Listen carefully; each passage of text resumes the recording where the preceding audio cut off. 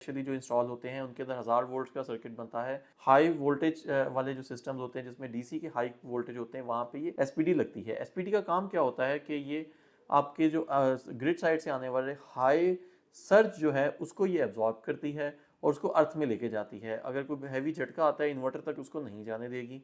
ये खुद इसके ऊपर जो इंडिकेटर्स होते हैं वो रेड हो जाते हैं। नॉर्मली ये ग्रीन होती है, अगर रेड हो गए इसका मतलब ये एसपीडी खुद उड़ गई है, इसने झटका आपके ग्रिड तक नहीं जाने दिया। ये डीसी एसपीडी इस वक्त आपको मार्केट में 5000 रुपए की मिलेगी, लेकिन एससीपीएल की ये डीसी एसपीडी जो है ये आपको 3500 में मिलेगी, मतलब मार्केट से 1500 रुपए कम प्राइस के अंदर। अब बात करते हैं इसकी एसी एसपीडी की, तो ये नॉर्मल 220 वोल्ट्स की इनपुट के ऊपर लगती है, सिंगल फेज की इनपुट में लगेगी। 3 फेज के लिए अलग से इसका वेरिएंट होता है। अगर आपके पास हाइब्रिड इन्वर्टर लगा हुआ है तो फिर ये एसपीडी आपने इंस्टॉल करनी है। ये एसपीडी भी आपको मार्केट से कम प्राइस में मिलेगी। ये आपको रूटीन में जो ब्रांड्स हैं वो 4-4 हज़ार रुपए की एसपीडी बेचते हैं। ये एससीपीएल का जो ये वाली वेरिएंट है ये 2500 रुपए में मिलेगा आपको।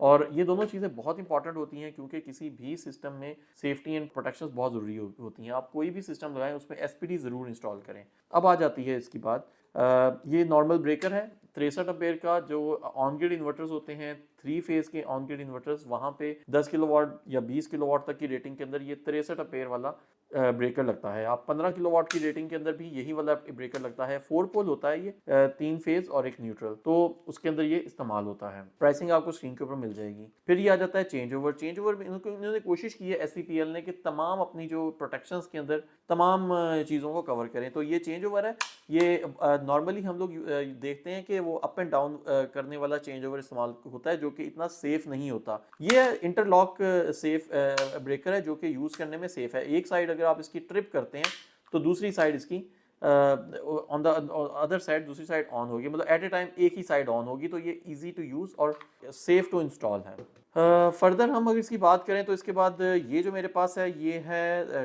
डीसी का 1000 वोल्ट वाला डीसी ब्रेकर। हम लोग ये देखते हैं कि डीसी ब्रेकर्स अक्सर 2 पोल होते हैं, तो आप ये सोचेंगे कि ये 4 पोल क्यों हैं। नॉर्मली जो 1000 वोल्ट के अंदर जब भी हम करते हैं तो उसको 2 टाइम ब्रेक करवाते हैं डीसी की इनपुट को, तो ही ये सही काम करेगा। अगर 1 टाइम ब्रेक करेंगे तो अक्सर डीसी ब्रेकर्स को आग भी लग जाती है। हाई वोल्टेज के अंदर हमेशा ये 2 टाइम ब्रेक करने वाला डीसी ब्रेकर ही इस्तेमाल करना चाहिए। तो मुझे बड़ी खुशी हो रही है कि एससीपीएल ने इस तरह की इनोवेटिव चीज़ों को भी लॉन्च किया है मार्केट में। 2 पोल जो ब्रेकर्स हैं जो हाई वोल्टेज के लिए बने हुए हैं वो हाई वोल्टेज के लिए नहीं होते, वो सिर्फ प्रिंट हुए होते हैं 1000 वोल्ट, असल में 500 वोल्ट के लिए होते हैं। तो बेसिकली 500 वोल्ट वाले 2 ब्रेकर्स को आपस में अटैच करके इसको 1000 वोल्ट पे ब्रेक किया जाता है। तो आपने भी जब कभी 1000 वोल्ट पे लगाना है, 1000 वोल्ट पे डीसी ब्रेकर लगाना है तो हमेशा इस तरह का 4 पोल्स वाला ब्रेकर इस्तेमाल करना है। उसके बाद हमारे पास आ जाता है ये एसी। नॉर्मली अगर छोटा हाइब्रिड सिस्टम है 3 किलोवाट का या 5 किलोवाट का तो उसकी इनपुट पे ये लगेगा। बड़े सिस्टम्स की आउटपुट के ऊपर भी यही लगेगा। ये है जी 125 डीसी जो है ये 600 वोल्ट डीसी सपोर्ट के ऊपर आता है। अगर आपके पास हाइब्रिड इन्वर्टर है जिसकी आपने 500 वोल्ट्स की इनपुट है तो वहाँ पे ये ब्रेकर लगेगा। फिर ये आ जाता है नॉर्मली एक 63 एम्पेयर का डीसी ब्रेकर, और इसको भी आप अपने पास रिक्वायरमेंट के मुताबिक लगा सकते हैं। ये एक बड़ी यूनिक सी चीज़ है, ये वोल्टेज प्रोटेक्टर है।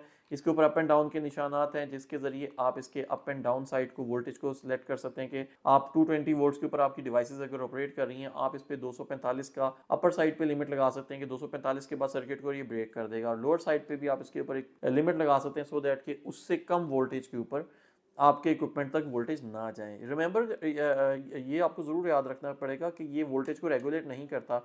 अक्सर लोग इसको स्टेबलाइजर के तौर पे लगा रहे होते हैं, ये स्टेबलाइजर नहीं है, ये सिर्फ हायर और लोअर साइड के वोल्टेज को प्रोटेक्ट करता है, उसको पास ऑन नहीं करने देगा आपकी डिवाइसेस तक।